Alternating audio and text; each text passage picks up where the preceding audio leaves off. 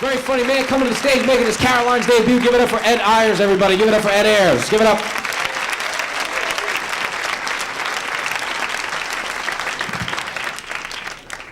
I went to my doctor for a physical last week. He didn't even say anything, and he wrote a prescription for Viagra. He said, with this pill, you could have sex with a 20-year-old. I said, great, Doc. Now give me a pill that'll make a 20-year-old want to have sex with me.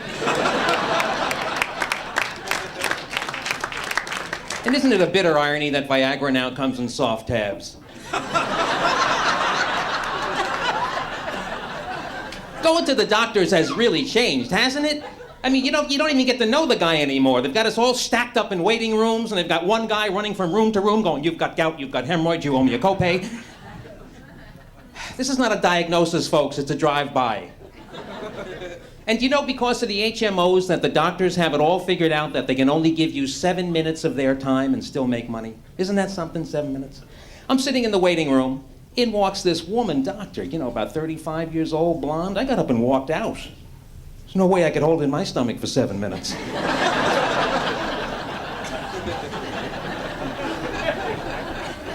I am so excited to be here with you this evening and performing in front of an Argyle sock.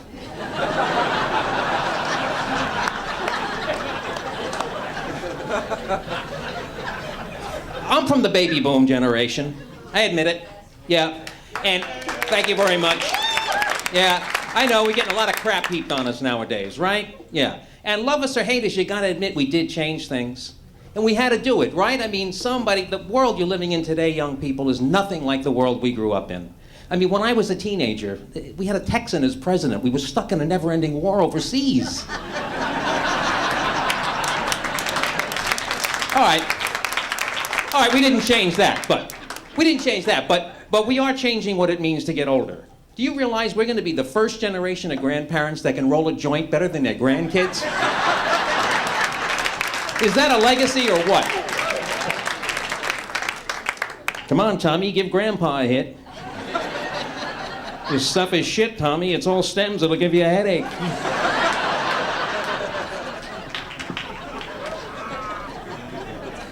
And baby boomers, boy, we had our cultural icons, right? You like Martin Luther King, John F. Kennedy, Sonny Bono. You know, people speculate if John F. Kennedy had lived that, you know, he would have pulled out of Vietnam. And I don't think so, because he wouldn't even pull out of Marilyn Monroe.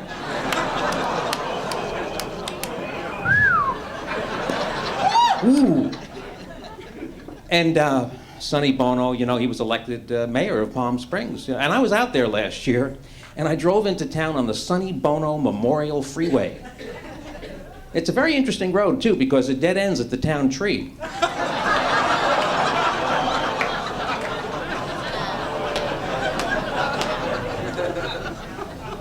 I watched the stupidest television shows when I was growing up. Shows that tried to portray this, you know, idyllic suburban American lifestyle. Shows like Father Knows Best. If they tried to do that show today, they'd have to call it My Daddy Don't Know Shit. Now, there's nothing racist behind that. Some of you people are a little, you know, little iffy about that, but you're not going to hang that one on me, all right? Because I use Ella Fitzgerald postage stamps all year long, not just during Black History Month, all right?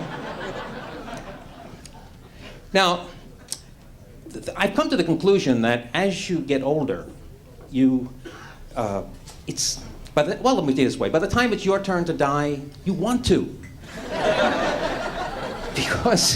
Because the world changes in ways, and, you know, you just can't stand it, you know? Like, you know, and let's face it, some people, right, I mean, some people really make it easy to hate them? Like, right? I mean, I was standing on line at Staples last week, and there was this guy holding up the line. You know why? Because he couldn't decide whether he wanted to pay by credit card or cash. And he didn't want to pay by credit card because if he did, they were going to make him sign that little digital pad thing. You know, that Etch-a-Sketch with the birthday candle that's supposed to be a pen. And he's going, if I sign that thing, they'll have my name in the database. Then they can do anything they want with it. Do you realize that 15 million Americans are victims of identity theft every year? And I said, yeah, but who would want to be you?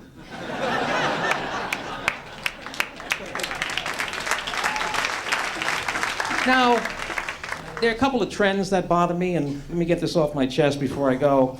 One is this trend toward walking around without a shirt. When did that start, right?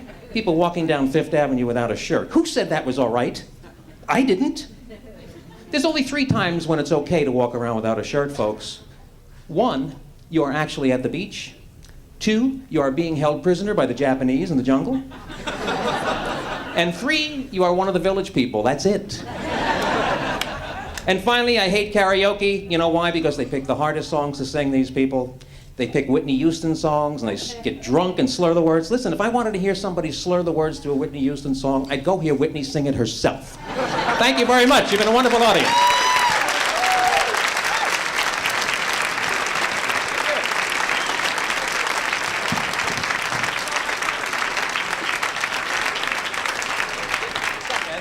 Keep it going for Ed. Give it up for Ed Ayers.